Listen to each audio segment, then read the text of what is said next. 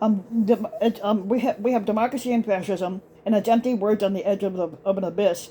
And admittedly, some of the fascists may actually be, or actually, now admittedly, some of the fascists are actually fascists. But where the fuck is the democracy that we're supposed to be defending? Now, we are not, in fact, in the middle of a decisive or apocalyptic battle between democracy and fascism, and I mean it. We're not. But let's start there. Now, with these words, they are at best rough approximations on terms of art that are used to describe amorphous sets of phenomena that cannot easily be crammed into two opposing buckets. But at worst, and given the political and cultural tendencies of the 21st century up to this point, we should always go with, at worst, they are dangerous oversimplifications, desperate attempts to make a murky situation where no one and nothing is what it seems to be fit into some borrowed or invented template from World War II or the Cold War or the American Revolution or fucking invisible ferryman knows what else. There has been a version of this argument before on the basis that those words give both sides too much credit for internal coherence. In both cases, what it says on the box is not exactly what's going to be inside, and also that their definitions have been stretched to the point of meaninglessness. Now, when we tried to describe the intensely polarized partisan conflict in the United States and the renaissance of the authoritarian far right in Europe and the war in Ukraine as all being aspects of a global democracy versus fascism smackdown, I'm afraid that what we reveal that we don't know what the word means, and that in fact they may not mean anything at all. Now consider, for instance, that almost everyone presents themselves as standing up for democracy as they claim to perceive it. Republicans who want to rig elections nullify the popular vote or they limit the franchise to people like them certainly do. And if we look at the troubled history of the so-called democracy in America, we may be compelled to admit that they have a point. Now, in the recent midterm elections, it was rhetorically useful, and somewhat surprisingly so, for Democrats to define themselves as defending democracy against the kind of sort of fascists who seek to destroy it.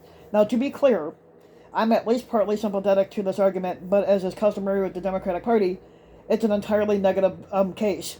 Vote for us because we're not the mean, crazy Nazi bigots that the Republicans are. We promise we will do something about worsening inequality and widespread corruption sometime very soon, but right now we need to hand wave you on to the next election and the one after, which will decide the future of our country.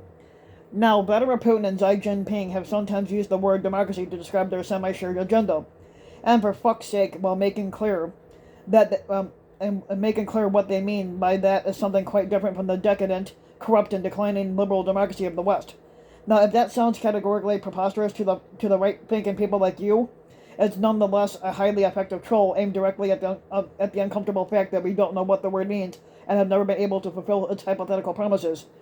Now, the truth of the matter is painful. Our system unquestionably was more of the external markets of democracy than theirs does, but its internal functions are severely compromised.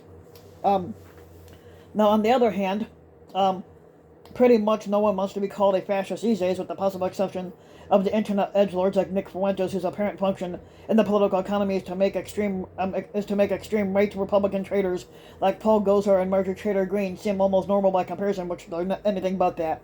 I'm not suggesting that Fuentes and his ilk ain't potentially or actually dangerous. Gosar and Greene certainly are. Only that in the current global and American context, the overt neo-Nazi service chaos agents who cloud our perceptions and not as points of illumination. Now consider, for instance, that Putin has repeatedly justified the Russian invasion as a campaign to denazify Ukraine, a patently insincere claim that contains just enough granules of deep-down plausibility to be a little bit troubling. Now, of course, the government of Vladimir Zelensky, who was Jewish by ancestry, is not a Nazi regime, and the role played by far-right paramilitary groups in Ukraine's defense is relatively minor. But Ukraine is also a hilariously dreadful example of democracy, and it's plagued by a profound institutional corruption and moving decisively backwards on political freedom, civil liberties, and all the indicators of social democracy.